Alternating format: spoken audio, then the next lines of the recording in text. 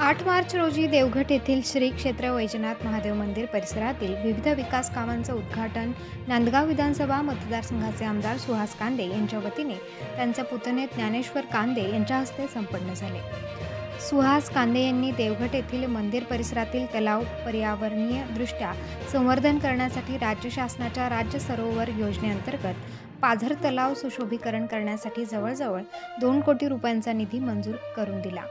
तसेच तीर्थक्षेत्र विकास अंतर्गत 20 लाख रुपयांचा सभामंडप मंजूर करून दिला आहे। या दोन्ही कामांचा ज्ञानेश्वर कांदे यांनी श्रीफळ फोडून शुभारंभ केला।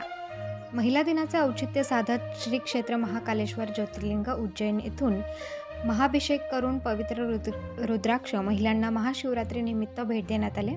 यावेळी बोलताना मंदिर परिसरात अजून विकास कामांसाठी निधी मंजूर करून देण्यासाठी अण्णा कटिबद्ध असल्याचे ज्ञानेश्वर कांदे यांनी सांगितले। यावेळी देवघट ग्रामपंचायत सरपंच, उपसरपंच, सदस्य, सोसायटी चेअरमन, व्हाईस चेअरमन व त्यांचे सदस्य तसेच गावातील परिसरातील कळवाडी, पाडळते, दापुरे, शेरूळ, हिसवाळ येथील शिवसैनिक व कार्यकर्ते, श्री वैजनाथ महादेव मंदिराचे विश्वस्त, गावातील सर्व मित्रमंडळाचे सदस्य, भजनी मंडळासह नागरिक मोठ्या संख्येने उपस्थित होते।